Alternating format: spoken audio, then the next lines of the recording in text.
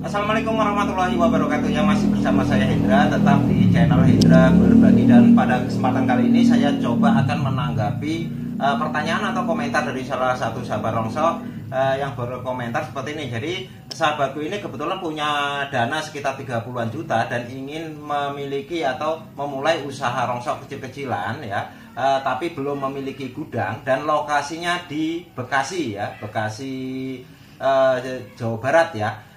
Sahabatku, kalau untuk daerah Bekasi, kebetulan daerah metropolitan ya, ini banyak sekali pabrik yang ada di seputaran situ, dan ini memang sedikit menguntungkan ya bagi sahabatku yang akan menjadi pengepul rongsok.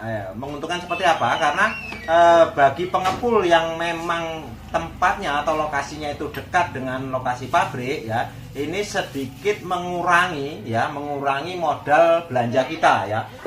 Jadi kalau untuk daerah metropolitan ya, cukup misalkan kita punya barang itu sekitar 1 atau 2 ton, itu bisa langsung kita kirim ya, karena jarak tempuhnya yang dekat ya. Jadi nggak akan terlalu besar biaya transportasinya dan juga waktunya. Lain hal bagi sahabatku yang kebetulan mungkin berada di luar Pulau Jawa ya, misalkan Kalimantan, Sulawesi atau Papua ya. Ini kalau misalkan mau kirim ke pabrik ke Pulau Jawa ya, ini otomatis dalam jumlah yang besar. Karena kalau misalkan hanya 1-2 ton kirim, nanti akan rugi di biaya transportasi dan sebagainya. Nah, kalau untuk jumlah besar, otomatis modal belanjanya juga harus besar. Nah, sekali lagi, untuk yang seputaran pabrik ini sangat menguntungkan ya. Modalnya nggak terlalu besar, barangnya dikit, bisa langsung kirim ya. Nah, terus untuk modal 30 juta ini, coba akan saya berikan sedikit gambaran ya, atau penjelasan. Dan ini memang nggak baku atau nggak harus dilaksanakan seperti ini.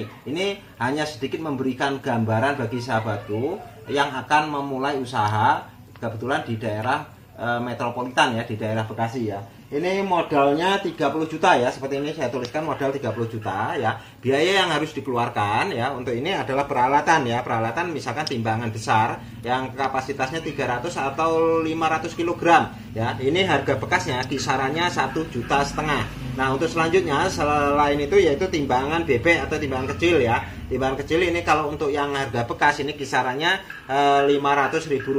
Nah, setelah selain daripada timbangan ya, di sini juga dibutuhkan alat-alat yang mendukung ya, seperti kalkulator ya, karung, rapia ya, alat tulis dan sebagainya. Ini lain-lain di sini dialokasikan misalkan Rp500.000. Berarti total biaya pertama yang kita keluarkan yaitu sebesar Rp2.500.000. Dari modal 30 juta ini ya, dikurangi Rp2.500.000, ini sisa modalnya Rp27.500. Rp27.500.000 ya, saya ulangi ya, ini agak error juga, agak belibet. Nah, jumlah sebesar inilah yang bisa kita gunakan untuk sewa tempat ya, dan juga untuk modal belanja. Nah, di sini memang agak sedikit kelemahan kita kalau untuk di daerah metropolitan ya, ini memang sewa tempatnya agak lebih mahal ya dibandingkan dengan sahabatku yang berada di luar Pulau Jawa yang mungkin akan lebih murah ya. Nah, di sini untuk sewa tempatnya sahabatku memang bisa cari ya di daerah situ, mungkin di daerah Kalimalang itu banyak ya, atau mungkin di daerah Cibitung, Tambun, atau di daerah Bekasi Timur, daerah Setu itu banyak juga ya.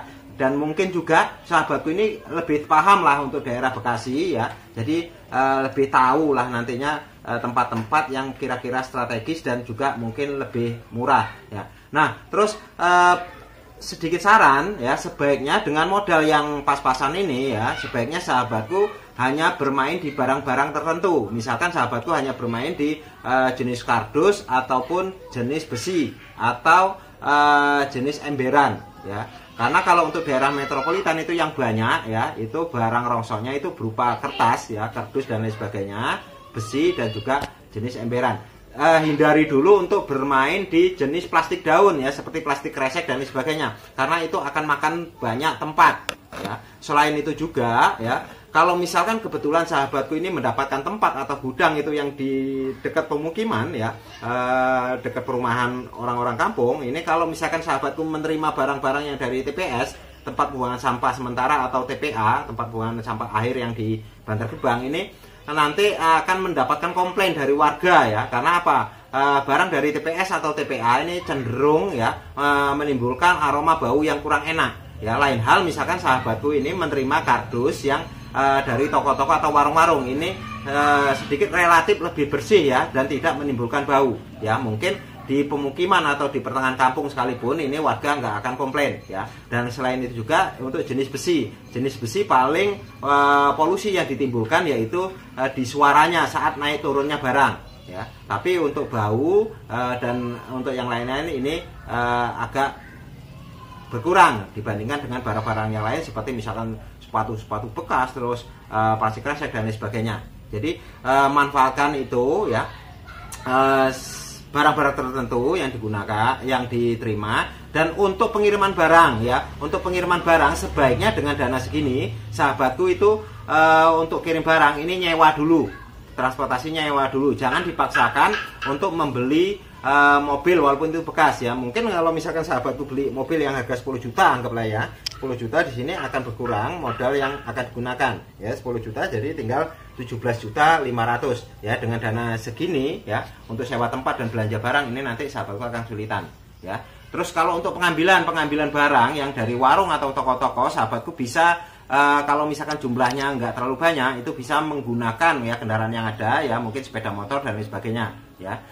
Jadi maksimalkan dulu dana yang kita miliki ya, jangan kita memaksakan diri apalagi sampai kita pinjam sana sini untuk modal, nanti akan berakibat kurang baik bagi kelangsungan usaha sahabatku semua. Nah demikian, mudah-mudahan sedikit apa yang saya sampaikan ini bisa menjadi gambaran bagi sahabatku yang kebetulan mau memulai usahanya ya.